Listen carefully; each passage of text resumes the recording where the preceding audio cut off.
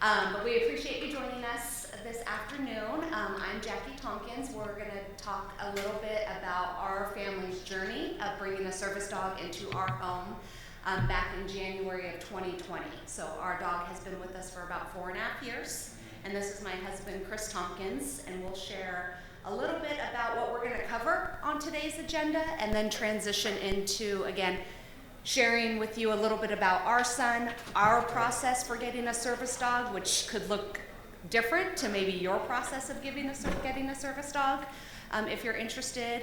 And then we will field any questions that you might have. But first of all, is anybody really interested in getting a service dog and that's why you're here? Or is this, okay, awesome. Okay, so let's see, I'm gonna be in control of all the slides. And Chris, want to walk us through today's agenda that we're gonna cover?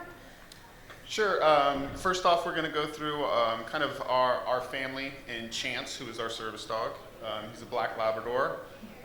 What his purpose as an autism service dog is and what he does. Some federal and state laws and resources around it. Sometimes people think, service dog, they have to go through this specific program and have this certification. That's not necessarily the case. Types of service dogs, so you may see some individuals that may have an emotional support dog, or may see some individuals that have a diabetic dog or a facility dog at hospitals, so we kind of wanted to touch on those. When applying for a service dog, really what applications and timelines and expectations are around that. I felt like I signed more paperwork for the service dog than I did by buying the house that we live in. Or marrying me. Or marrying my wife. A lot of training cues and tasks. The dog is super smart, but you also have to have realistic expectations that it still is a dog. So we'll talk a little bit about that and my experience as I'm the handler of the dog, because my son is nonverbal, and a little bit about what that looks like and my responsibility as the handler of the service dog is. And then transitioning the service dog to home, and then what are some resources you can use in various different states to locate a service dog organization if that's the way you want to go. Anything on this agenda that that we're missing something that you're interested in, or it can come up in Q&A too. So feel free to stop us at any moment if anything needs clarification, or we've met some people at the conference that have actually been on the trainer side of service dogs. So if that's something that you've experienced, we welcome all perspectives and inputs, because again, we can only speak to our specific experience working with our specific organization to get the dog.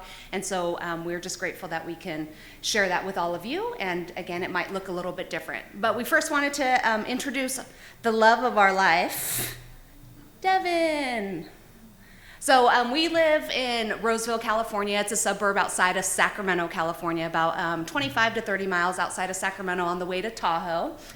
This is our son, Devin. He was diagnosed with hypoplasia of the corpus callosum at about 13 months old. So we did the MRI, and the diagnosis was thinning of the corpus callosum. He wasn't hitting those milestones that we're traditionally familiar with, sitting up on his own, walking. He had some visual impairments, so we did the MRI at that time. When he was about 5, he then got the dual diagnosis of also being on the autism spectrum. He had some of those repetitious behaviors. I'm really fascinated with light switches, bringing books close to his face. He's a very social individual, an individual who gives great eye contact, so I think maybe his delayed diagnosis of autism was because of that. He was always in a preschool setting, always around other kids, teachers, so he's very social. So some of those traditional behaviors you might see with a child who also has autism wasn't really present in our son until later on when he started to go, 4 years old, 5 years old. We are grateful that we also have a daughter who's 12 years old, almost 13. She'll probably join us at the next conference so she can be part of the sibling program. She is his biggest advocate. She loves him. She can't wait to, don't mess with Devin if she's around. She's just like his biggest fan. Anything you want to add about our family, our Devin? Oh, he does attend special day class he's going to be a sophomore in high school, so he does extend most of his time in a special day class, integration within PE and some electives. On campus they have a coffee shop, And so he is the greeter at the coffee shop, which is perfect for him because he loves all that attention. He won't make you the coffee, but he'll be sure to make you feel really good when you're there getting your coffee. And he plays in a baseball league and a program, and we'll show you a little bit how Chance also gets to run the bases. Actually, I should admit, like all 5 of us run the bases during his baseball program. But Devin doesn't necessarily need to have Chance at school with him, which we'll also talk about as well. But before we kind of introduce you to Chance, we wanted to tell you a little bit about why did we even explore this opportunity of having a service dog into our home. So I'll turn over to Chris to talk to you about just some of our history. So when Jackie and I were actually dating in college, obviously before Devin and Kennedy, our first kids were Jersey, who is a chocolate Labrador. We took professional photos of them. Yeah, they do have pictures in the house. And then for our wedding gift, one of my groomsmen actually gave us a yellow Labrador, and that's Callie. So Jackie likes the name, Jersey, Callie, after states. We couldn't choose Chance's name because that's what was given to us. Interesting thing enough is when Devin was born, Callie stayed away from Devin, wouldn't go near him. Jersey absolutely adored Devin. So when Devin would have issues, Jersey would go up, try and comfort him, be around him. Although she was not trained to do so, she was very, very observant. And so while Devin was growing up and Jersey was continuing to grow up, we always thought Jersey would have made an amazing service dog, just because she's so compassionate around Devin. I mean, Devin could be irritated to the point to where he's pinching, screaming, pulling, and she just endured all. And then would walk away and then come back when Devin was feeling better. But it kind of got our mindset into, okay, how does a service dog really help an individual like Devin? And we started to do our research, especially when Callie passed away. What year was that? She was about 13, so it was like 2018, and then Jersey was about 2019. She was 15 years old when she passed away. And for Labradors, they usually live around 10 plus years, depending on their health. Jersey was a very healthy dog, lived a long life. And about that time when Callie passed away is when we really started looking at service dog organizations. But the whole purpose of why we have the dog now is because we saw kind of even an untrained dog and their ability to really help out children with special needs. And our family too. We had the dogs before, we had the children. So for both of us, it was still critically important that we would have dogs as a part of our family. Just so happens we have another Labrador. It could have been a Golden Retriever, a German Shepherd, but we knew we wanted that to be a part of our family. So this was one avenue that we couldn't welcome a puppy into our world. That's intense. He was already, waking up late nights with the dog, or the child. The son, not with the son. dog. And so like having a puppy, that's just like, again, having a service dog is like having another kid, but it's just a different level. So we're gonna introduce you to the man of the hour, Chance. So he is, when we received him in January of 2020, it was right before COVID. And so we're also incredibly grateful for that, because Chris was able to do a week-long training in Southern California to get the dog. And we'll talk about that later, but I can only imagine where we would be now if we didn't start that application process, and if maybe we didn't get to go to that January 2020, meet and greet training session to bring the dog home. So he is now 6.5 years old. He was trained through an organization called Tender Loving Canines. And I'm actually going to show you a quick video just to show you that he was actually raised in our state prison system called Mill Creek State Prison. It's up in Ione County, very rural area in California. We actually, and again, I'll make these slides available to anybody, but we did do a newsletter contribution to the NODCC back in September of 2021, so I put a hyperlink there so you can have basically a summary of what we're presenting today. And before I show you the video of what they do at the prison system to train the dogs, it was important for me, from my perspective, to be able to educate and bring awareness to the benefits of a service dog to, individuals with disabilities. So I did create, even before Chance was with us, welcoming him into our family, I did create him an Instagram page, so you are more than welcome to follow him on Instagram. One thing that you'll notice on the Instagram page that I think it's important to bring up is you will never see our son's face on Instagram. You will see his legs, his torso, his arms. But because he was raised in the prison system, Chance the dog, not my son, some of those prisoners do get out. And it was important for us to maintain a level of privacy because within the prison system, you can only imagine the type of joy and happiness and connections that the prisoners might feel with the dogs, and maybe after getting out of prison, they might want to reconnect. That's just kind of the natural human nature to want to have those connections. And so it was important for us to keep his page private, although you know, if I'm having a talk like this and all of a sudden I get requests to join, I know who you are. But it was important for me to keep that page private, but also to protect our son's identity and maybe locations of where we're at as well. I do want to point out that some of the paperwork we had to sign, it was actually a social media policy that the organization had regarding the dog. And we thought it was kind of, this is nuts. How can you really, insist on us not putting our child's face on any, social media or anything else with the dog? I think a year after we got Chance, I was contacted by Guide Dogs of America or Tender Loving Canines, who they merged with, and the actual trainer that worked with Chance in the prison enrolled in college where I was teaching. And so they were making sure that, one, was I bringing the service dog to school while I was teaching, and making me aware that he may want to reach out and contact me if he was able to know or establish that Chance came to our family. So it kind of reinstilled in us, oh, that's why we kept our son out of all of this. We don't mind being in pictures with Chance or anything else, but we do want to take our most precautions, to protect him as much as possible, just because of, there have been instances where prisoners have showed up at people's houses before that train the dogs, and that's definitely not something we wanted. So I will show the video of what's called the Pooch program. This isn't necessarily when Chance graduated, but there was a article in our newspaper, the Sacramento Bee. Let me go to the, sorry, my apologies. See, he's so cute. I just can't help it. Oops, I had it all lined up. Is it this one? I think it's this one. Okay, so this is the article that we wrote that's on the NODCC's website too. So again, I've hyperlinked it, but it does walk through a lot of the content we're going to talk about today. But let me show this video so you can kind of get a glimpse of what it's like from their perspective.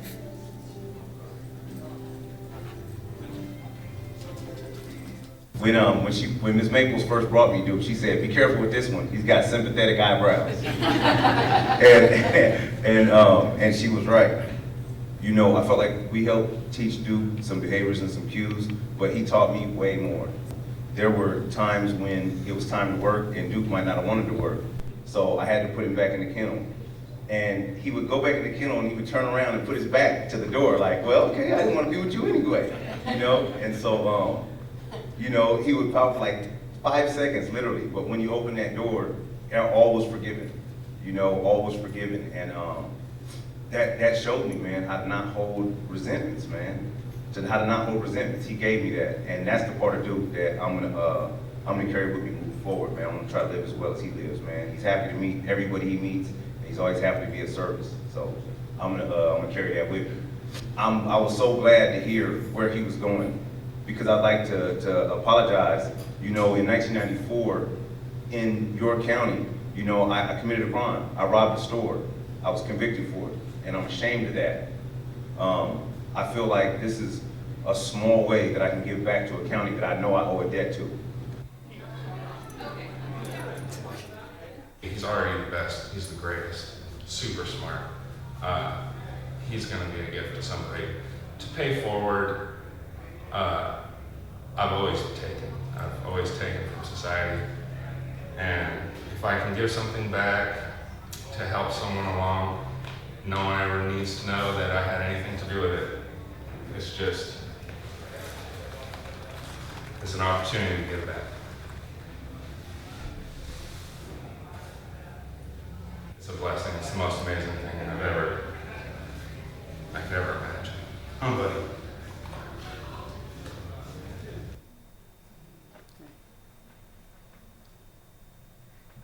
There's definitely other prisons within California that do similar programs. I have a colleague who trains service dogs, and she shows a video about how one of the individuals that trained one of her dogs was like, I haven't pet a dog in 30 years.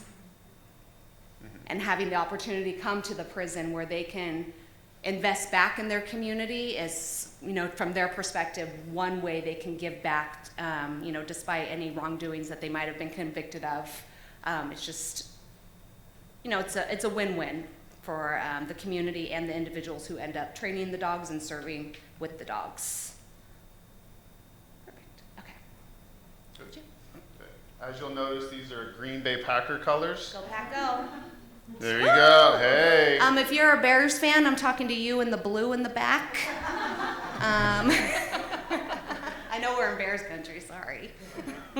So a lot of the things when we started to do our research were the various types of dogs that were out there and were available. Before we got Chance, Devin's part of a baseball league.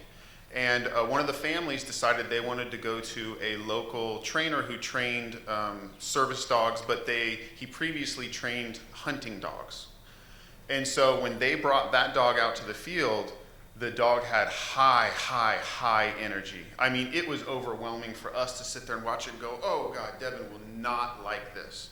Not a thing. So when we started looking at organizations, part of our criteria was we need to have a chill dog. Like, if the dog falls asleep, that's fine. You know, we want him to do what we need him to do, but also he can't be bouncing around the house because it'll overwhelm Devin. And so a lot of the criteria that we put into place really started to track down which organizations we were going to contact with and make sure that they were pairing a service dog to meet our son's needs. And that's part of the big thing, is they look for dogs that can help with things like stability, have calmness, steady reaction to loud noises or motion, which we have some interesting stories about that as well. But they're looking for criteria to actually take these dogs that have this type of mentality and put them in various different programs. So when you talk about dogs that are for the visually impaired, an interesting fact is they need to be able to have awareness to where it is called willful disobedience. So if an individual is up on a track going on a train and they're trying to move toward where the train track is and there's no train there, the dog should be pushing back the other way. Okay? So dogs are very smart and they're very in tune, but if the right dog is not paired with the right individual, it can sometimes be a bad mix. So really, you know your child the best. You know what they would react to around them and how they would react to a certain dog or anything, or an animal that may assist them. So that's where your guidance on what you're looking for, they really look for a service animal to match you. A lot of the things they're looking for as far as performing cues, it is really to assist that individual. So the main thing about a service dog is it has to perform a task for the individual in order to be considered a service dog. So an emotional support dog, really that's a dog that's around you and it makes you feel better, okay? Just by the interaction with the dog.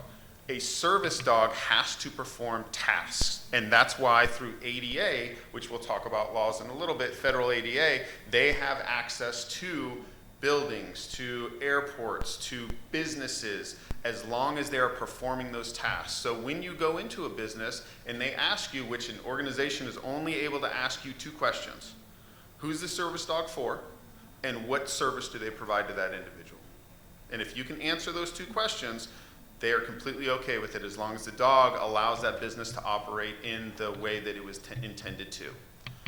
So as we kind of get into, you know, our specific needs with our son, he's nonverbal, so he can't tell Chance what to do. So I am the handler. I have to position Chance around Devin to make sure he is accommodating Devin's needs and assisting him as much as possible.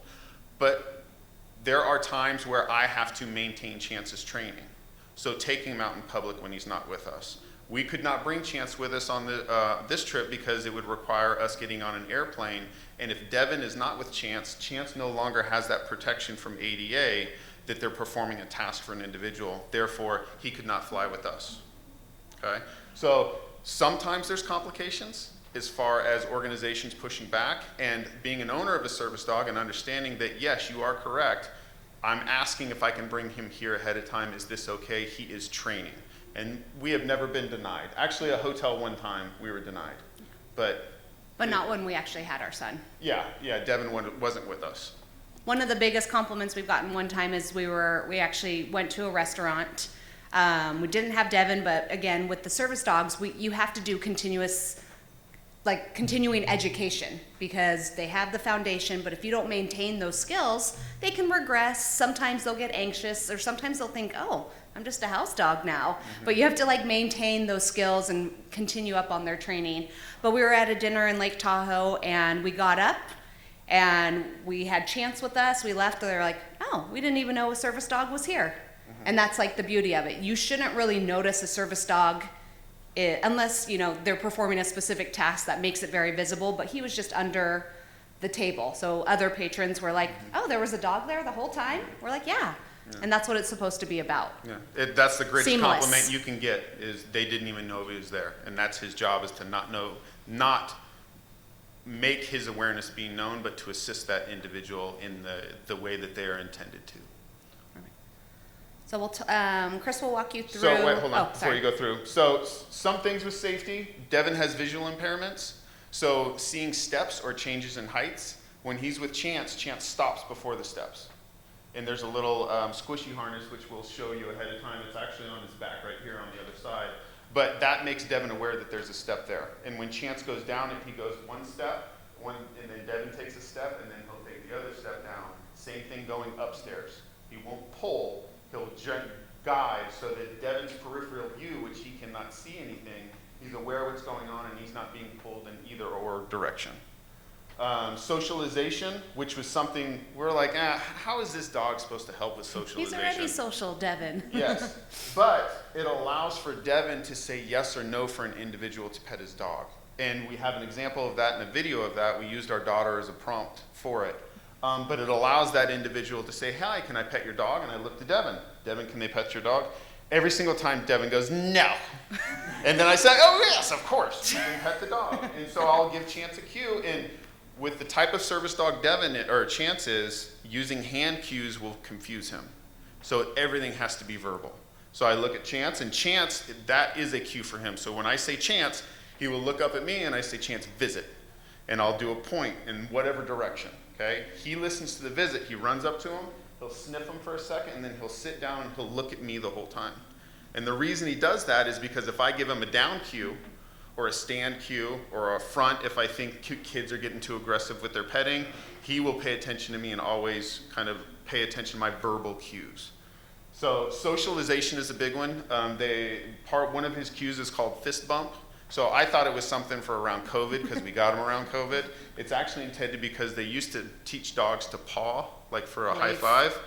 But the nails on dogs were starting to bother or irritate kids that have texture difficulties, and were sometimes injuring, because if you're not continuing to maintain the nails of a dog, they can become sharper. So they taught fist bump. So he'll walk up and he'll bump his nose against your fist as one of those interactions. Or he'll wave, which it's a lazy wave we got in the picture, but we were kind of throw it together. And then, adaptive skills. So Devin learning different environments. One very, very interesting thing. The first month we had him there, Devin tripped over Chance so much. Because Chance is trained to be around you, and he will come by you and he'll lay down. Devin can't see anything on his peripheral view, so he would get up and down, okay? Now Devin gets up and he looks.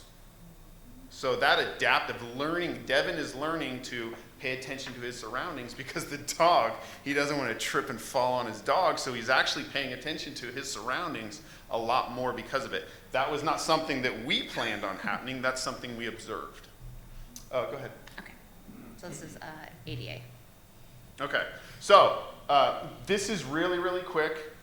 So federal law through ADA basically states that a service animal, and that's one thing to really pay attention to, service animal, because state laws and federal laws are very particular in where they language things, okay?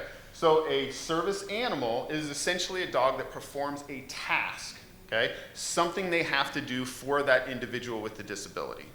So in Devon's case, it helps with socialization, it helps with mobility issues, visual impairments, and also stress and anxiety, okay? So Chance has 4 elements he really helps with. He helps out with about 20 different more, but his main 4, when we are asked what service does he provide, those are our key areas that we kind of concentrate on. State and local governments can take federal laws and enforce them further. So for example, ADA basically says a dog or a miniature pony can be considered a service dog. Or service animal. Or a service animal, okay? There are other countries that can allow other animals to be service animals. I heard one story of a parakeet was a service animal, okay? In the United States, a service animal is either a dog in any breed or a miniature pony. I've yet to see a miniature pony, but it would be interesting Next to see that work. conference. Yeah, exactly. We'll try and get a miniature pony next time instead of a dog. So a lot of times people are a little concerned of, you know, what does it take to have a service dog? Okay, and to be perfectly honest, if you have the time and you can train that dog to, 1, be obedient to your cues and commands, and be able to be in public and perform the tasks that are needed, you don't have to get it from an organization, okay?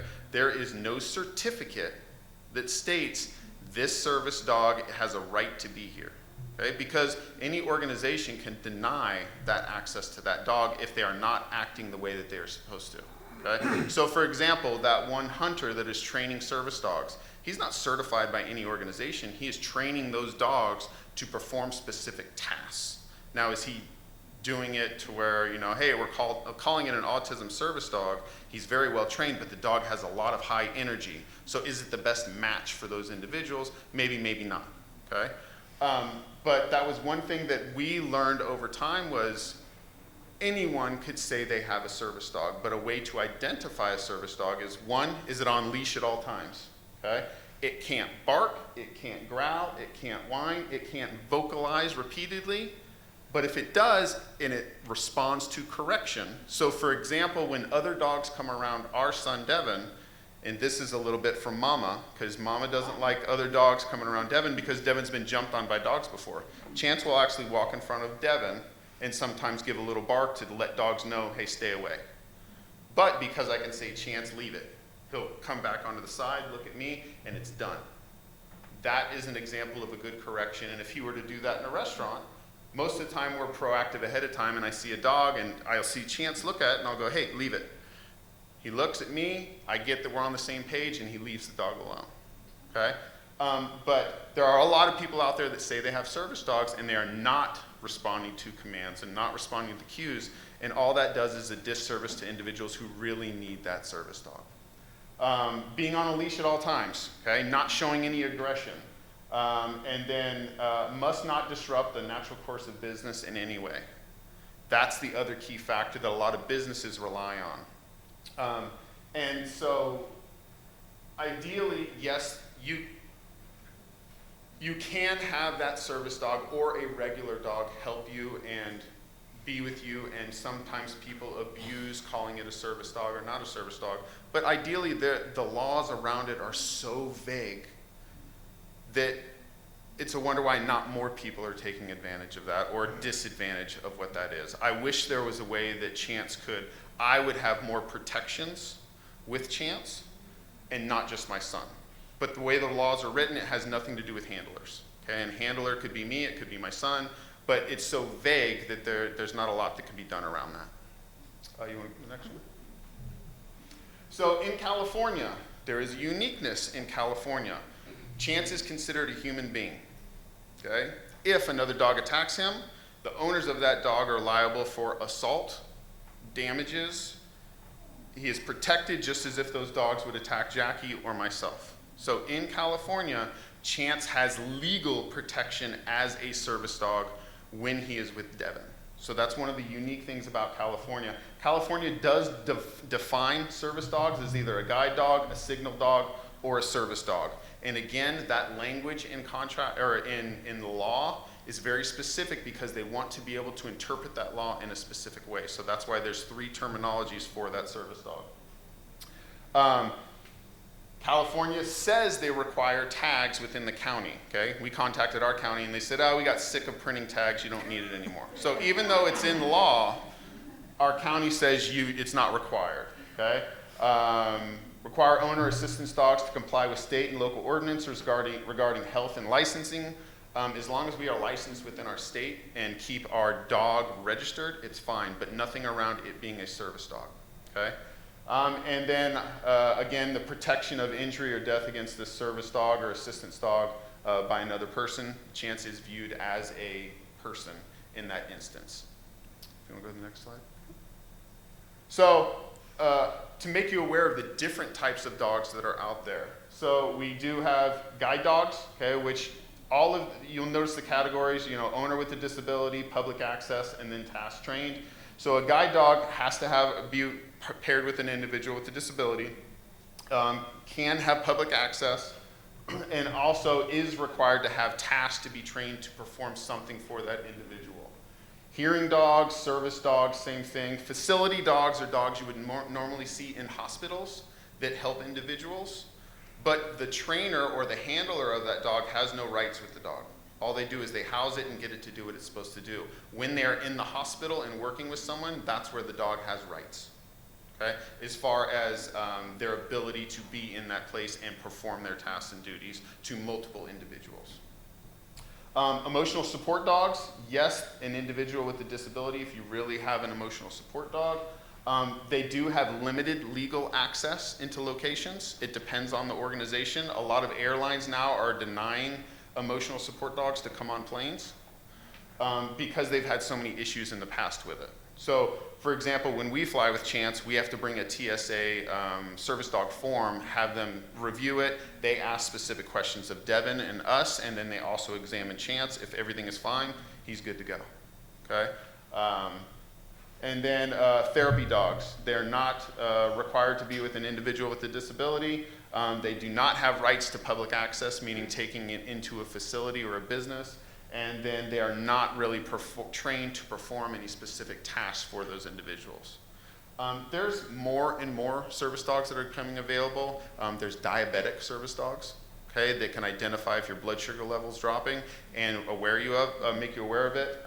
I was at a conference one time where the speaker became very anxious, and the dog came up and pawed her, and she stepped back, she took a breath, she did what she needed to do to calm down, and then she continued on with it. Okay, so there's emotional well-being dogs. So there's a lot that can go outside of this task for how a service dog can assist an individual that needs it.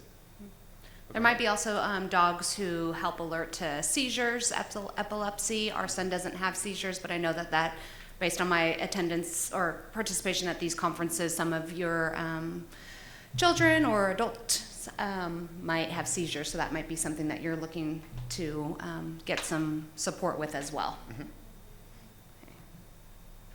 So this is not something we're going to click on and show you, but there's various resources available to individuals that have a service dog as far as within housing, within the workplace, traveling with the service dog, and also state resources.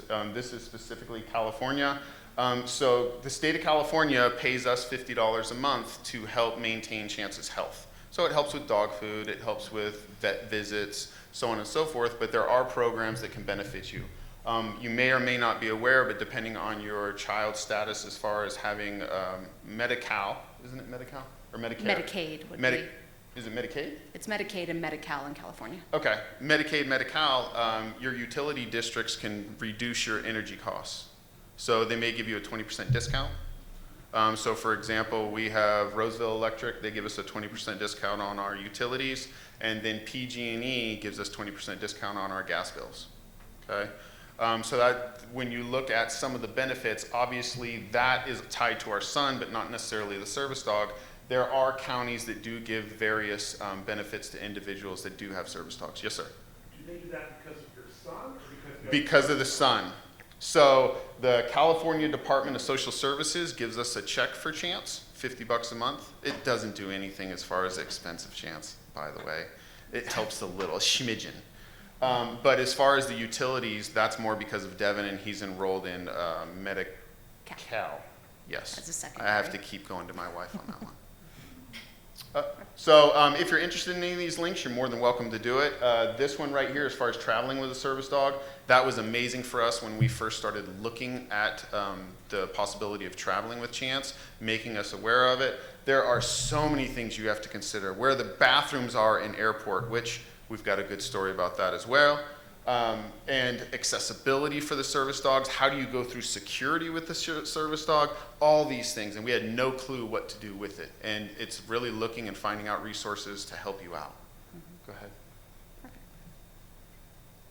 So the benefits of a service dog, you want to jump forward? Yeah, we're just going to show you a couple static images of some interactions between Devin and Chance, and then we also have some upcoming videos so you can see real life, some of his cues that Chris gives Chance, and then how it applies to Devin. Keep that there real quick. Okay. So this is actually, when we were looking for a service dog, we weren't looking for a dog to help Devin walk as far as stability wise, but they do have trained the dogs to where they will stabilize an individual if they need it. It's a higher harness that's attached to them a little more. This is more of a loose harness for walking, but it is geared to where the dog will pivot against your leg and stabilize you if you lose your balance.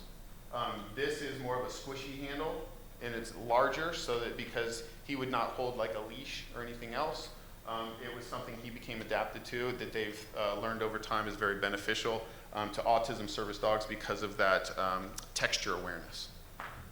Go ahead. So this is Chance at the baseball field. We do have a video that we'll show you guys on what Chance does to help Devin at the baseball field. A lot of it is Chance just being there. But when we need Chance to do something, Chance will jump in and play. This is more of an example of when Devin gets home from school in that transition period from busy at school to calming down at home. Sometimes Devin is a little upset. Sometimes he's emotional, some behaviors start to come out. Chance on his own notices it. He'll go to his toy bag, grab a toy, and want to play tug of war with Devin. And it instantly takes Devin in that emotional state, redirects him over to Chance, and it makes his day easier. Okay? And that's not something Chance was trained to do. That's something Chance started to do on his own. He essentially makes Devin laugh. Yes. Like any noise he makes, even when a Chance might be sleeping, and you might have experienced this with your dog, they have those dreams and they seem like they're running. It cracks up Devin. So it's like having this companion that's going to make you laugh. For Devin, he used to have a hard time transitioning from, community setting to restaurant.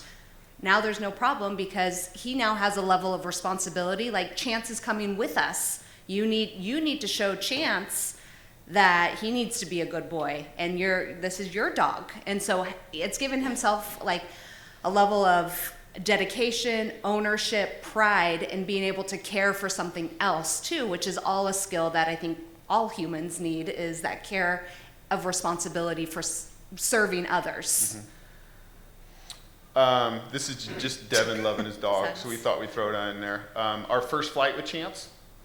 So we like to make sure that individuals who really need those front seats, that they may not have the mobility to move around as far as at the very front of the plane and have leg access, I prefer Chance to be behind them. The reason why is because Chance will back under the seat. He's a 65-pound Labrador. He backs under, and it's kind of like a crate. That's his home. It's his comfort zone. And his head literally sits there and stares at me the whole time because Devin is right here, and if I need Chance to do one of his cues, which we'll show them in a little bit, Chance will pop up and do a cue to calm Devin down. And then put himself back in. What was it, our last flight? We went to Kansas. His tail was popping out on the other side, and a lady thought it was a skunk on the plane. And so then we had to, every time, excuse me, ma'am or sir, there's a service dog underneath your seat. I just want to let you know, just in case their tail's out there. But could you imagine if you're flying and you're like, oh my gosh. Yeah, and then Lesson learned to us. Literally everyone on that flight, because Chance and Devin get priority boarding, they never knew a service dog was on the flight. So when we're getting off the flight and here comes Chance, they go, "Good, where did that dog come from?" was underneath the seat. And again, that makes us proud because, hey, he's doing his job. He is hidden until he needs to be there for assistance for our son. I think because you're talking about flights, do talk about just some of the airports, and this is important if you're traveling, is the relief areas. So I highly recommend that you, if you're traveling with the service dog and you know maybe you have a layover or it's a longer flight, identifying on the airport map where the relief areas is for dogs. In some instances, in older airports, such as San Diego, we had a layover there once. We had to essentially leave security to go to the relief area and go back into security. Sorry about that. Nor are sometimes the restrooms for the animals near the restrooms for the humans. Yeah. So we have a little bit more mobility between us two to make that happen, but I also am concerned about people who might be in a wheelchair or don't move as quickly as we do, getting to their flights if they have to do that same course of action. I have noticed newer airports, such as the one in Kansas City, has put the two even together, where they have the human restroom, door and everything, but that same relief area for the dog is available. So I think I need to call the, FAA? What? The aviation folks Yeah. to redesign all airports for me.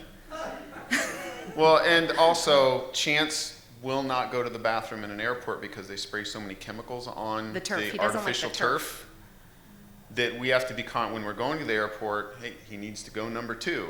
Number 1, he'll probably do at the airport on the turf. Number 2, most likely not. He'll try and hold it and hold it and hold it and hold it, and then we have to try and find a place for him to go when we get off the plane, which when Devin is separated from Chance and I'm separated, it becomes a behavioral issue that mom has to deal with because we need to go quick and then back quick. So a whole lot of planning. And when we talk about it's like having another kid, it is literally like having another kid. You are planning. So when we go on vacation, do we have food for Devin and clothes for Devin? Yes, we do. Do we have food for Chance and clothes for Chance? Yes, we do. We actually got yelled at one time when we were in Tahoe. It was 80 degrees, sunny day, and this lady was yelling that he didn't have booties on his feet and his feet were too hot, which it wasn't the case. But he does have booties when it's 110 in Sacramento and Devin wants to go on a walk. That's so he doesn't burn his feet. He walks pretty funny in them. So our latest experiment was training Chance to go on a paddleboard because we want Devin to experience paddleboarding and out on a lake as well. Chance loves paddleboard, will not jump in the water one bit. He hates the water. But he'll get on a paddleboard and just go out with you all day. But we haven't been able to talk Devin into getting on the paddleboard with him. So part of our training at the house, we'll blow up the paddleboard, put Chance on the paddleboard in the carpet, and then Devin, get on the paddleboard with Chance, and he'll get up there, sit for a second, done, get off. But it's exposing it to it, so we'll keep doing it and doing it. We enjoy the outdoors and doing a lot of different activities, and Chance joins us on all of them that he can. This is at a baseball game. Chance up in the seating for Devin. Devin loves his walks with his scooters for mobility on scooters. Highly recommend this one. I forget the name of it. Micron, I think. Micro. It's an amazing scooter. Best way to say it. Devin really never liked beaches before, and Chance opened that world to him just by being there. And this is actually Chance getting ready to engage Devin because Devin had a bad day at school. So in our car, the middle seats, there's not one in the middle. It's kind of the walkthrough. We have a Toyota Sequoia, and that's Chance's area. And if Chance needs to engage or get on Devin, he will. So he's basically nudging his leg right now to try and get his focus away from what's upsetting him and then back to controlling his temper. I was just going to say, in addition to the car rides, one of Devin's challenging thing was whenever we would come to a stop light or a stop sign, he likes to go. And if there was traffic where you're stop and go or, stop light or stop sign, he would complain and then start to bang against the window. Almost to the point there's been times where we're like, we might actually lose this window because it would be so heavy. There's just that outburst of, I want to go. One of the benefits of Chance is just having him in the car and we can redirect Devin, Devin, where's your boy? So he can visibly take his hand and, point to Chance rather than banging on the window. So just having Chance in the car during those rides have made a drastic difference as well. Yeah, road trips are amazing. But also in the morning when Devin goes to school, Chance has to get in the car and go to school with No, him. he likes So that's it. like their routine. All right, so we're gonna talk a little bit about application timeline approvals. Oh, you want to take this one? No, you're more well All versed right. on that. So- I'll fill in. Okay. That's my job. Give yourself about 9 to 12 months, to be honest. Researching online is the best way to approach it. We applied for one organization and they said that Devin's needs were not severe enough to qualify for a service dog. Again, this organization wasn't specifically training for autism service dogs. It was merely an organization that our neighbors recommended because they were volunteers that helped raise service dogs for that organization, and they were shocked we got denied. And then we found Tender Loving Canines that specialized in autism service dogs, and it was an amazing process. So I wouldn't get discouraged if perhaps you maybe get denied by one organization. There was probably a reason, because you need to ensure that what you need is what they can actually train for, and they need to be training dogs for a specific X, Y, and Z. You might have some organizations that specialize in like the diabetes dog, the seizure dog, dogs that help with individuals who are blind, or PTSD for some of our veterans coming home, or those in wheelchairs. There's specific organizations that you can't train for everything, so you have to ensure that matching occurs. But don't get discouraged if your first organization is like, we're not going to work for you. Ask them for who can. Yeah, because they know a lot about the industry as well.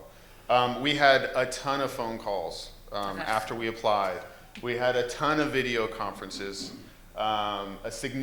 Two home visits, I think. Well, we had one home visit where I literally had to hold the computer and walk through our house to show them that we had an environment that was conducive to having a service dog. Like we had enough space that a service dog could be welcome into our home. Did you have a question, sir? Oh, okay, I'm sorry. So that was interesting, is basically holding up the camera and like walking them through our house of, okay, now where would his crate be? And we'd be like, okay, it could be right here. Yeah. If you have dogs, we also had an in-home visit because we did have another dog at the time, the Chocolate Lab Jersey, who unfortunately died 2 weeks later. But the benefit of that is it was actually Chance who came to our home, which might not be the case in some instances. You might get matched with another dog. They were able to meet each other, and our dog was 15 years old. There was no aggression, but that was the point of the in-person visit with the dog, because they wanted to ensure that they weren't placing a service dog in maybe a hostile environment with already another dog. So they have to be compatible with the person, the family, and other members of your family. We had to provide all the proper documentation of Devin's diagnosis, literally medical history, everything that we released to them. It was a good packet of information, and that just because they wanted to make sure, hey, if you're getting a service dog, what exactly do we need to do, and how do we pair you up, and all of these various questions that they were asking were to make sure that they were matching the correct dog with Devin. References, my wife had to write a reference for me, which I don't know if it was good or bad, but we got the dog. And letters of recommendation from friends and family. Again, like I said, I think I signed more paperwork for Chance than we did when we bought our house.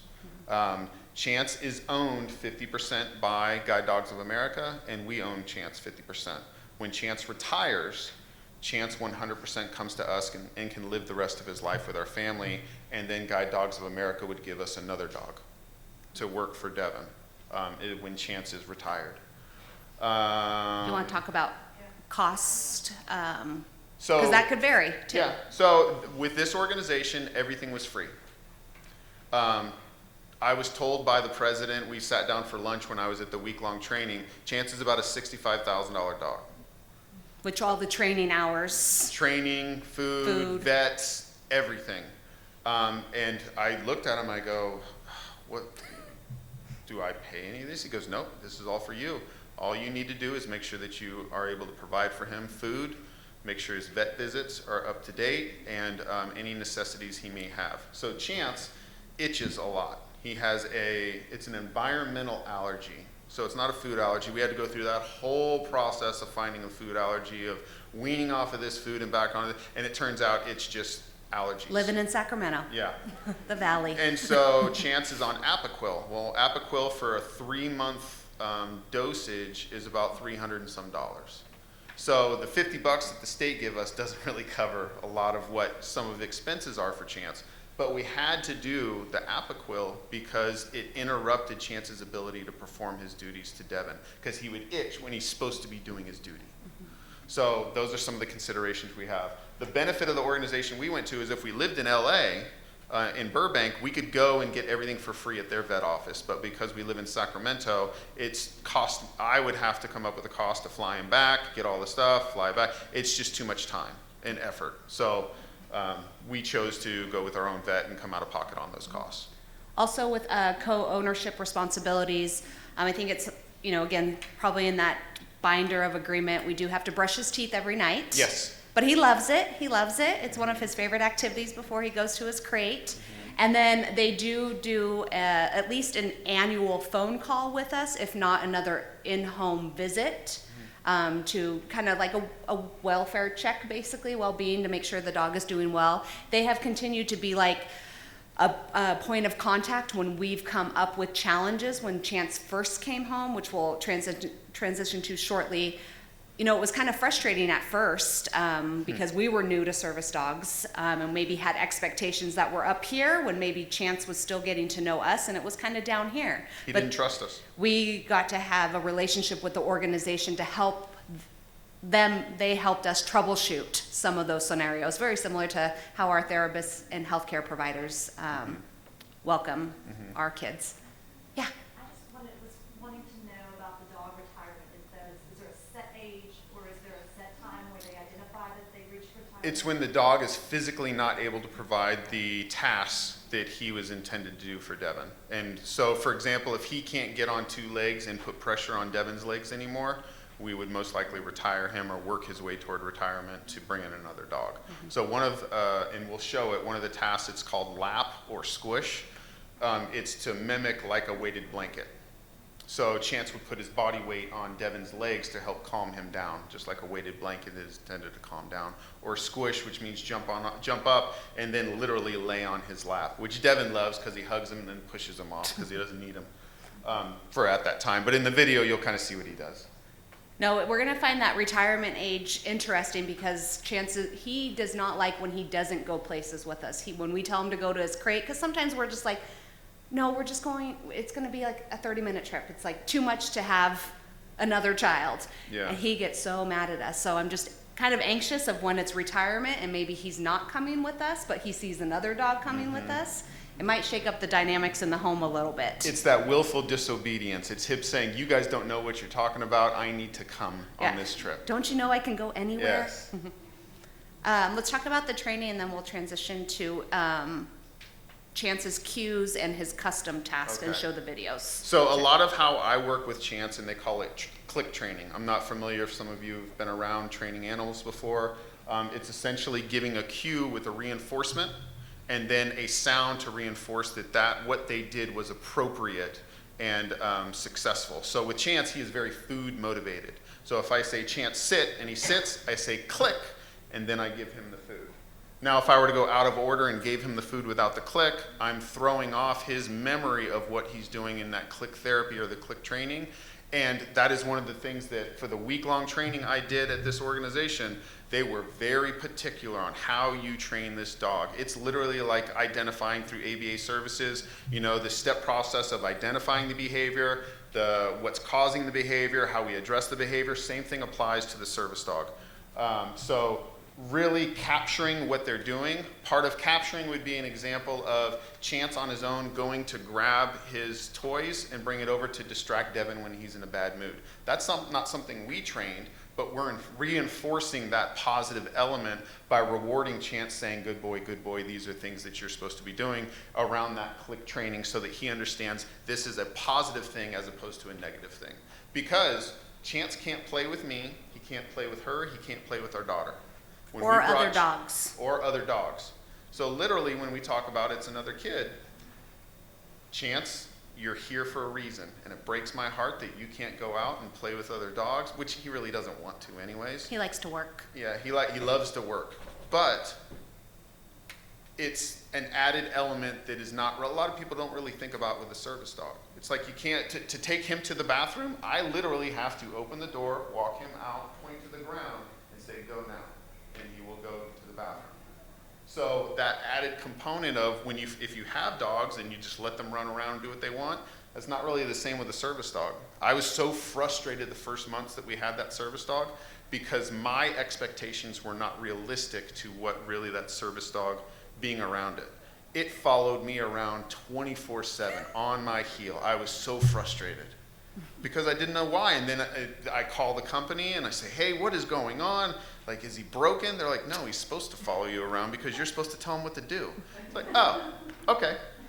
I get this now. So when they talk about capturing and shaping, that's really identifying what the dog is doing right or doing wrong and being able to train them to it. So we constantly have to identify if there is something that is changing with the way he is working with Devin. Not just in his tasks to Devin, but how he is in the environment. Are things irritating him? Are noises irritating him? When we watch a movie, Chance was raised in a prison. He didn't know what surround sound was. Chance would get up and go in a different room. He would not be with us when we watch a movie because he's not familiar with it. The first time we turned on a vacuum, he jumped over the couch, okay? Because he had never heard a vacuum before. You figure in prison, you got loud noises, you got bars slamming everywhere. These were things he was not exposed to when he was going through his training process. So a lot of the first 6 months that we had him was him learning to trust us in the new environment that he had to live in. And that's something that I was not prepared for. I was very frustrated with the whole process because now I got Devin, I got Chance, I got to tell my wife and my daughter not to touch the dog or play with the dog for at least 3 months. And it's just me, Devin, and Chance because Chance has to bond with Devin as well as bond with me. We tried to attempt for my wife to do a little bit of training with him. He stopped listening to me and would only go to her, which became an issue. I mean, I would too. Because at that time, Devin would only listen to me and not listen to her. So it wasn't meshing with it. I think now we've come to a point to where Chance listens to her on basic cues, but when it comes to giving Devin his specific needs or when we need Chance to, I have to enforce that with Chance because that's the whole training that he is used to. Reinforcements around food, you have primary reinforcers, secondary reinforcers. My wife gets mad when I don't give Chance food all the time when he does something good. And I had to explain to her, well, if he's working with Devin and he's doing what he's supposed to be doing, I can't be feeding him at the same time. So he needs to learn that secondary reinforcers, such as praise or verbal responses to him, are good enough just as food are. But when we're doing training sessions, when Devin's not with us, that food reinforcer reinforces that behavior, the good behavior that we're looking for. Body language. This is huge, and I never understood what they were talking about until actually seeing it. Seeing a dog's ears drop, or their body language, or their eyes, or their mouth. Seeing if they're dehydrated. There's various cues. I mean, dogs lose all their heat in their paws. So if we have his booties on too long and he's panting, it's like, oh, well, we've got to take your boots off. I guess you need to cool down, okay?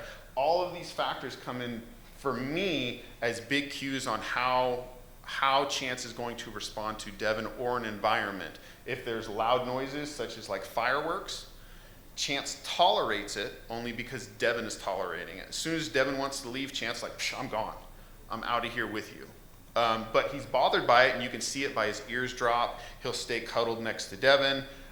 It's not exciting for him. He doesn't want to be around it, but he tolerates it because that's part of his job. You want to go to the next one? Yeah, this is the cues. And then So the videos. these are all of Chance's cues that he was trained with ahead of time. So I think he has 41 cues, okay? All of these functional cues or behaviors, I've kind of identified it, heavily used cues, mat, leave it, sit, down, here, crate, touch, post. All of these things are positioning Chance to where he can assist Devin or B to where he's not in our way when we're out in the community. Most of these, like, when needed, up is when he needs to jump up on a surface. Give is if Devin's shoes are over there and I don't want to get up to do it because I'm lazy. Chance, get. He'll go over and he'll get it and he'll hold it and I'll say, bring. He'll bring it over and I'll put my hand out and go, give, and he'll drop it in my hand, okay? Sometimes he gets a little squirrely, which Devin loves, but That's why we can't play fetch with him, because if we did play fetch with him, it would ruin that training behavior. Deliver, leash, you'll see a leash, or is that video in Yeah, I there? couldn't get that one in there. So during his baseball, when we go out there, I'll put Chance in a down position. Devin and I'll go either hit off of a tee or a baseball, and I'll look at Chance. I'll go, Chance, stand. He'll stand. I'll say, leash. He'll go down. He'll pick up his leash. He'll bring it over to us, put it in my hand, and then we'll go to the base. That's part of his process.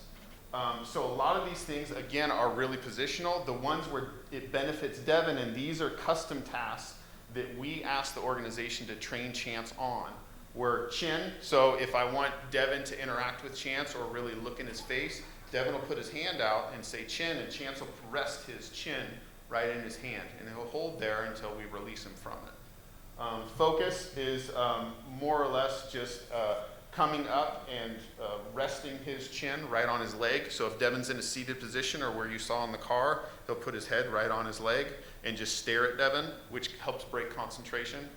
Lap or squish. So lap is when he's on 2 legs and he puts all of his weight on the lap, which we have a video of that. And squish is when he puts his whole body on Devin, that's entertaining from Stein.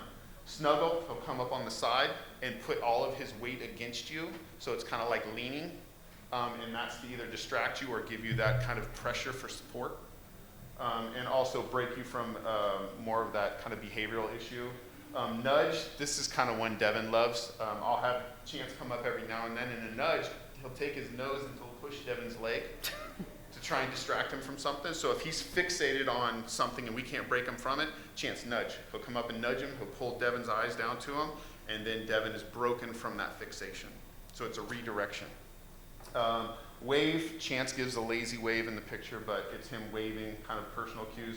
Fist bump is more for socialization, and visit is for socialization. So all of these cues are based around the services he provides Devin and the tasks he provides Devin. These are all positional cues to put him where he needs to be. I would say the positional cues, 95% of the time is what I use. These ones are only when needed when Devin's having a behavioral issue. Okay. So these are videos, and hopefully they'll come out. So I tried to keep a list of the videos. The first one is the squish cue. Squish.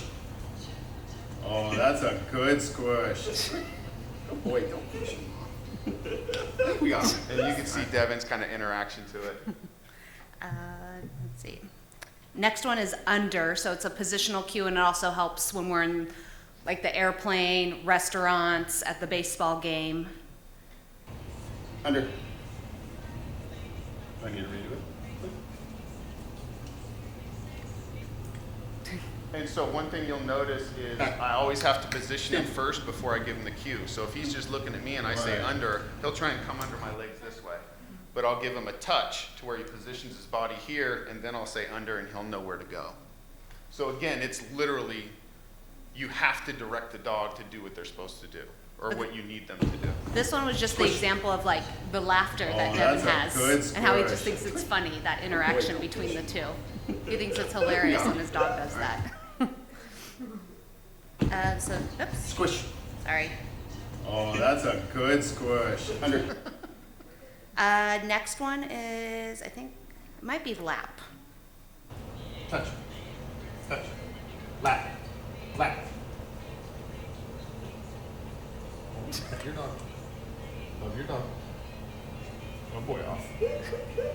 And again, I don't know how they train them to do it, but the dogs don't put their elbows on the legs. They put the flat part so that it doesn't hurt the kids, which I don't know how they train them to do it. Most interesting thing that when I was doing the training, they made us go into a liquor store with bottles on all aisles. Because you know dogs, their tails wag everywhere. I don't know how they train him, but he will not wag his tail in an environment like that. It's just straight as an arrow. And I'm going, you want me to pay for all this if he knocks it over? Like, it's part of the training process. You have to do it. It's like, okay. But it's very interesting. I don't know how they do it, but it's one of those unique things you find out. So this one is helpful like at restaurants or, coffee shops. It's post. Post. Yeah. So like if you're at the counter talking to a register and you want them. in front of you so they're not bothering people behind you. Or when we're at Costco, because Devin loves to go to Costco with Chance, and that is a nutty environment with a service dog and a child with special needs. I don't ever go. It can be overwhelming. She will never go. But when we're at the checkout line, I have to get Chance out of the way because people are behind you as well. And you're in front, so him coming up in front and paying attention to me, I can monitor Devin and I can know where the dog is. So again, it's those positional cues to where they can interact the way they're supposed to. I think this one is Knuckles. Touch. Pose. Touch. Sorry. Sit. Oh, this is Matt, I think. Matt.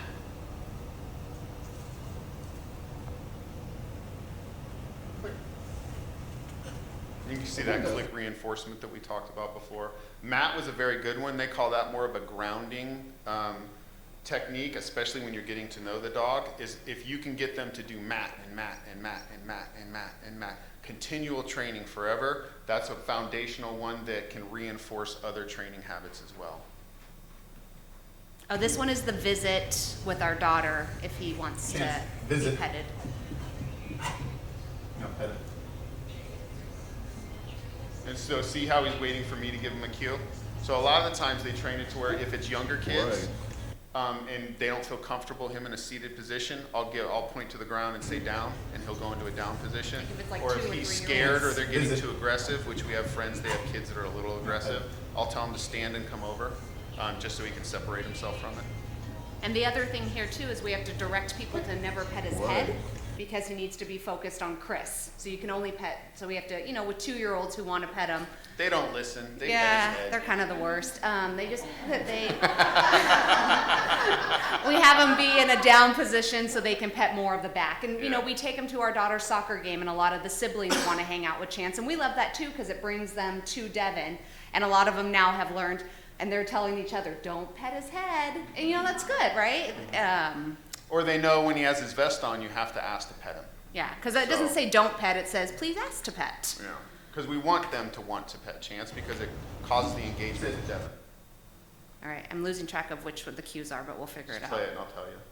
This one might be, Knuckles. Knuckles. Hold on. Sit.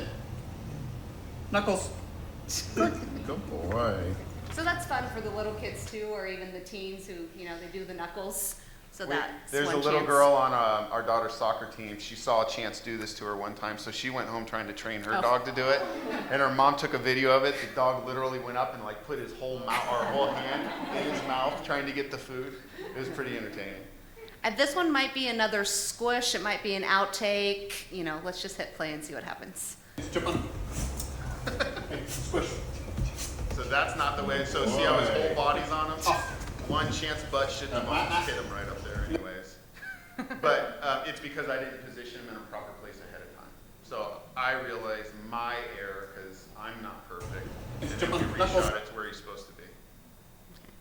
Do you want to talk about your training, then we'll talk about home field questions? Because I think we have We got 20 minutes. 20 minutes, but we 19 want minutes. I'll make questions, sure, too. we got about 10 more minutes, I'll talk, and then we can open up for questions. So, when we got approved for Chance, and then they paired Chance, I had to go to a training with Chance. I never met him before. We met each other at that training. It was in Burbank, California, or actually Sylmar, is the best way to say it. Beautiful campus. They have residency there or places to stay. Because it is for Guide Dogs of America, the facility is built for individuals that are visually impaired. So literally everything's automated. I wanted to watch TV, I had to tell the TV to turn on and change the channel. And the bathrooms, everything was automated for that. But we stayed there for a week. I met Chance on the first day. And it was wake up 8 a.m. until 5 p.m. You are constantly training with the dog for 5 days. At the end of that 5th day, they do what's called a public access test. And they take you in public. We went to a mall, an airport, and one other thing to make sure that the dog is doing what it's supposed to be doing before they cleared it to leave with you. One example of them being very strict with it, we were in a training group, and there's 10 dogs, 10 people, and the president of the company came up to talk to us, and one of the dogs looked over and barked at him one time. They removed that dog and brought another dog in for that person the next day. So it's not tolerated that they're not performing the way that they're supposed to be performing. Now, does Chance bark when someone rings the doorbell? Because it irritates Mama so much when people come to our house. He's changed his If behavior. you're not invited. So that's one thing that we've had to do or address, and with the help of the organization Tender Loving Canine, they help give us why is it happening, what are triggers, what can we do to prevent it. To be honest, as long as he responds to, okay, I get your barking, we know someone's at the door, leave it is his cue to basically stop doing what he's doing. As long as he's paying attention to that cue and paying attention to staying in a down position, we're okay with one bark up front. But 2, 3 continual barking, that's not acceptable. I did the week-long training. Chance did not trust me. We only knew each other for a week, and we went to get on a plane, and he would not go. It was the Burbank Airport. To come home with the dog. Yeah. It was at the Burbank Airport. And if you've ever flown into Burbank, everything is so loud. It's not like a terminal that goes out where you have the planes there. The planes are literally maybe 100 feet from when you come over to where, you know, the entrance to the airport is. So Chance was scared, and he didn't trust me, and he literally sat down and he would not budge. And it's called willful disobedience. I was irritated because I had to go buy a rental car and then put the dog in the car and drive 5.5 hours home. But they told me, they said, this is the reason why he's doing it. If you force him to do it, he may never work for you again because he will look at you as being that danger. So we had to embrace it. I had to drive that 5.5 hours home. It was bonding time. Huh? It was bonding time. It was bonding time. But that's why the first time we went on a flight with Chance, I'm like, you better get on this flight. Like, Devin's with us. I cannot do this right now. And we were prepared. We were like, well, if Chance defies it, looks like me, Devin, and Chance are staying home, and you and Kennedy are going to Idaho to go see your mom, which I was okay with anyways. But He's like, Chance, act up, act up. And I said, Chance, be a good boy. we did have plan B. And to see Chance's response from that first time to where it is now, he trusts us. He does what we ask him to do. Whenever he has his vest on, he is 100% compliant. When he doesn't have his vest on, he then can sometimes push back. Like if we want to go to the bathroom and he doesn't want to go to the bathroom, he'll defy it. It's like, no, and I'll walk over, touch, and work him over there, and okay, here we go. Let's go to the bathroom.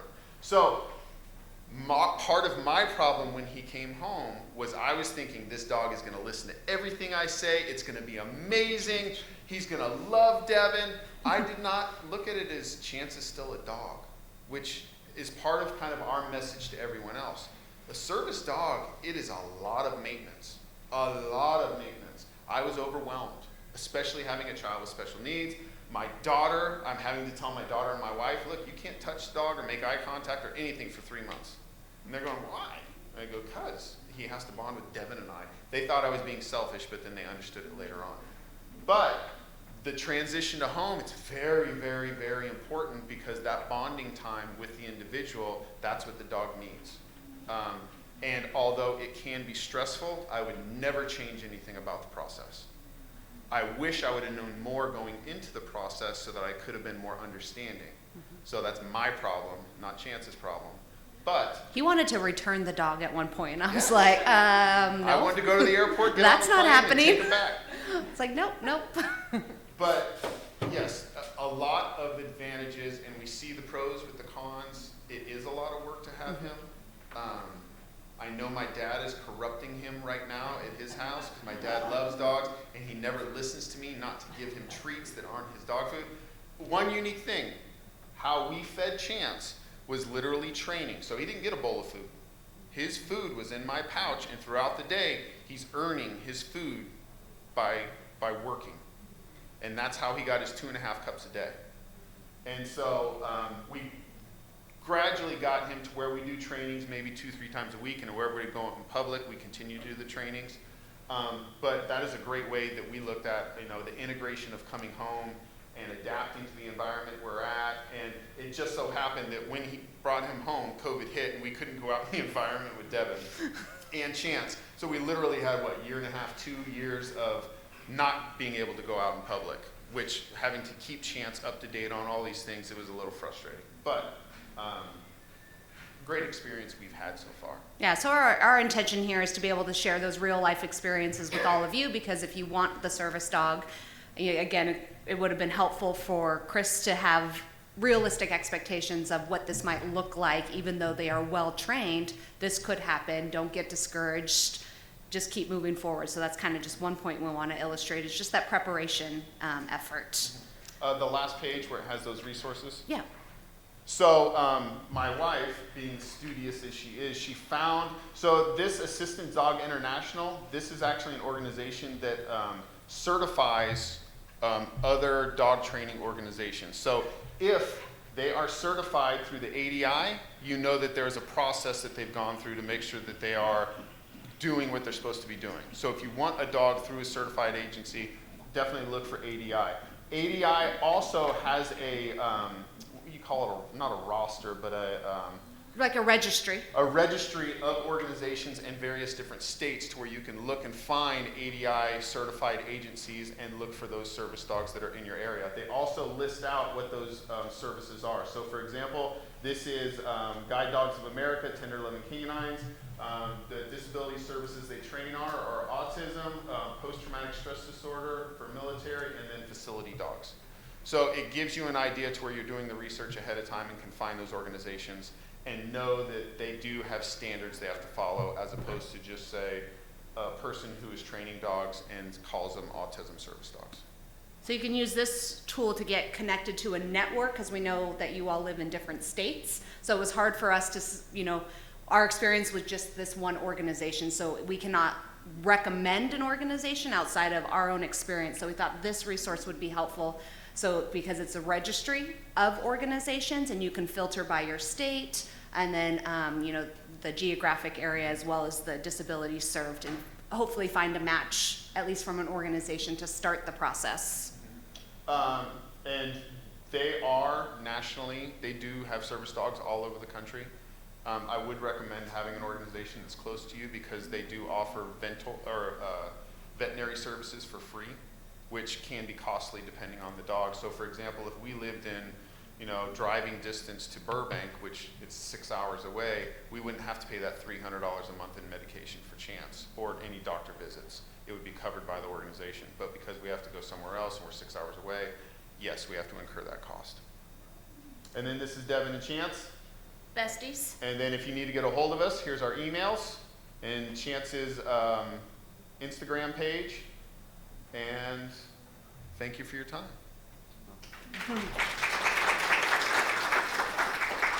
Any questions we can answer or elaborate? Got you in the back. All right, hold on. How do the dogs do with schools? Like, are they well accepted in schools?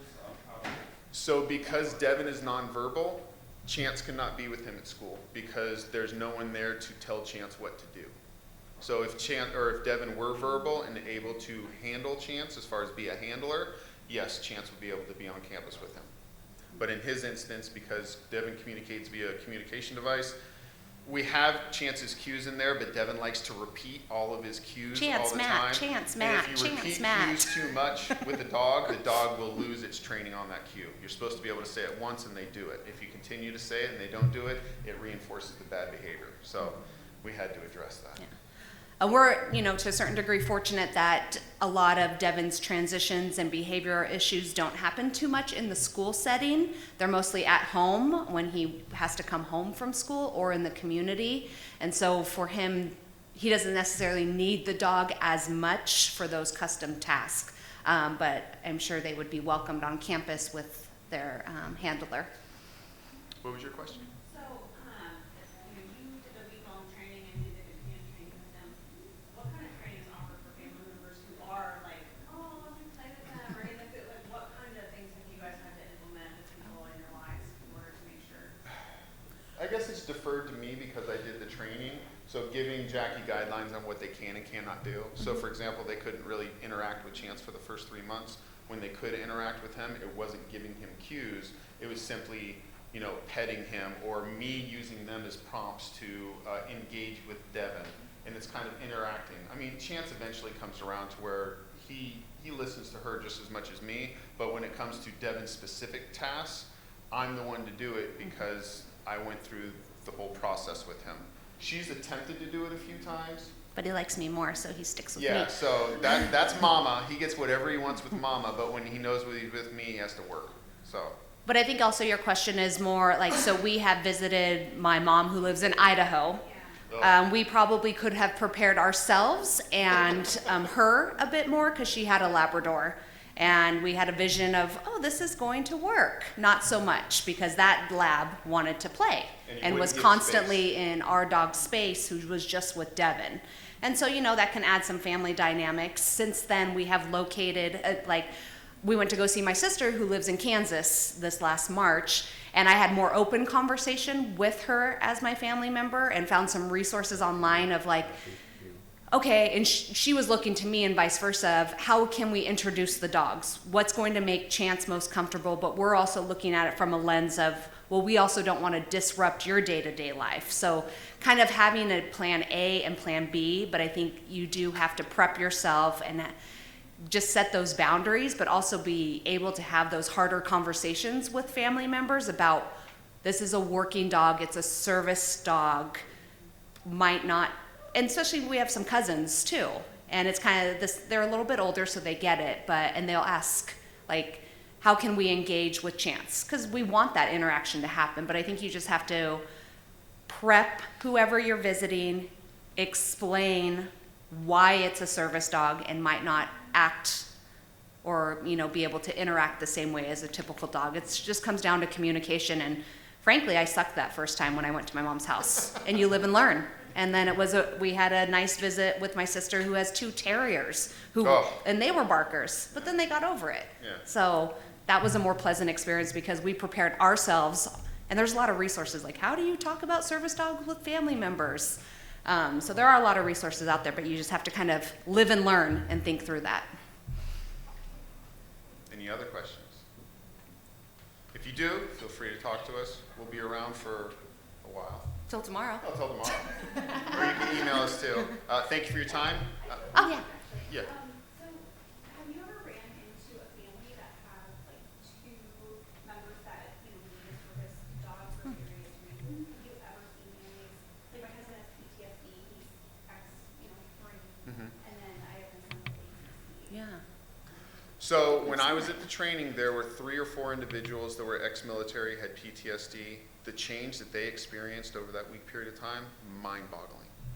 Absolutely amazing. This guy would wake up in sweat terrors in the middle of the night, and on the first night, the dog got up, laid in bed with him, and he was able to go back to sleep. His nights were so much better. It was, I never experienced it, but witnessing it, it's impactful.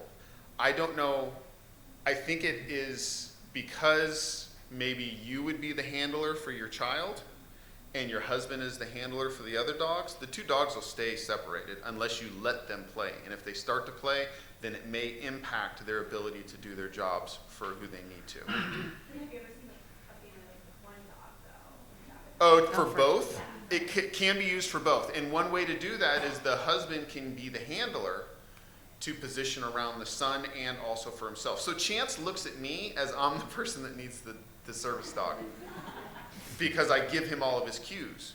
He reads off of her when she's stressed or comes home from work. You'll see him go over to her and sit right by her leg. He reads the room, but he looks for me for the direction. So technically, yes, your husband could use the dog for himself and also position the dog to do the cues for the kid. But I would ask the organization. Guide Dogs of America, they're very, very good at communicating what they can and cannot do within the training programs they have. Mm-hmm. Yes. Yeah. When you were looking at getting the service dog for your boy, I guess my question is, were they super flexible on what the dog could provide, your specific needs? I guess if our boy is no liver, so always trying to make sure he's not running in the parking lot, running through the zoo, just trying to catch up to him. So that's just that would be our main focus, and how wide they can go with that. You had that one example of the one dog who would be kind of the weight for a runner. Oh, remember? yeah. Yes. So there are some service dogs that can be trained on task, so they call them anchors. So if you do, one child, we met at a soccer tournament, his mom was looking at our dog, asked what he was for, and we told her, and she goes, oh, my son has autism as well. our dog's an anchor. And I look at her, I go, what are you talking about? She goes, the dog wears a harness, and the harness is attached to the child. So when the child runs, the dog just sits down, so the kid can't go anywhere. And so that's why they call it an anchor training. They can do that. They could have more specific tasks for Devin, but what we didn't have the runner problem. We didn't have the big stability problems, although Chance can be used for support. So his custom tasks were for Devin. We wanted the dog to sleep in the room with Devin so that I didn't have to be in the room to sleep with Devin to put him in bed, but the dog snores too loud, and it kept Devin up. So we had hopes and dreams for some things that just didn't work out. But again, what they trained on was specifically for Devin, and that's part of that interview process. Is during that last 3 to 4 months of training with the dog before they pair it, they implement those custom training tasks to make sure they matched it correctly, and they're able to do those tasks with the individual that needs the dog. Do you consider CPAP for Chance? Chance has to sleep in the room with us now, but you can hear him sometimes, like in Devin's room, who's on the other side. Like you get a little vibration on the wall, but then Devin snores every now and then too. So I thought they would counteract each other. Any other questions? Thank you all for joining us. Yes, thank you very much.